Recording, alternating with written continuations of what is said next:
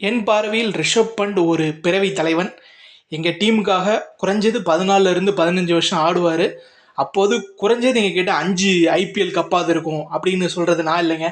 நம்ம Lucknow super ஜெயின்ஸோட owner Sanjeev கோயாக்கா தான் சொல்லியிருக்கிறாரு.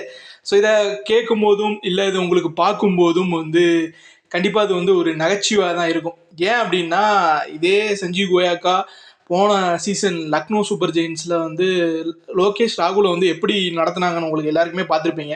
இவளைய நம்ம தலா தோனியை ரைசிங் பூனே அப்போ அவர் அந்த 2 வருஷம் அவர் ஓனராக இருந்தார் அந்த டீமுக்கு. ஸோ அப்போ ஒரு சீசன் சரியாக ஆடாததுக்காக தோனியவே அடுத்த சீசனில் ஸ்மித்துக்கு கேப்டன் கொடுத்தாரு. ஸோ அப்படி இருக்கும்போது ரிஷப் பண்ட்லாம் ஏமாத்திரம் அப்படின்னு தான் நினைக்கிறேன். ஸோ ஒரு 2 வருஷம் இல்லை 1 வருஷம் 2 வருஷம் போனாலே ரிஷப் பண்ட் பற்றி வேற மாதிரி சொல்லுவார் இதே கோயக்கா. ஸோ பொறுத்திருந்து பாருங்க. இது போன்ற கிரிக்கெட் அப்டேட்ஸுக்கு மறக்காம நம்ம சேனல் சப்ஸ்கிரைப் பண்ணுங்க. பக்கத்தில் இருக்க பெல் ஐக்கான் கிளிக் பண்ணிக்கோங்க.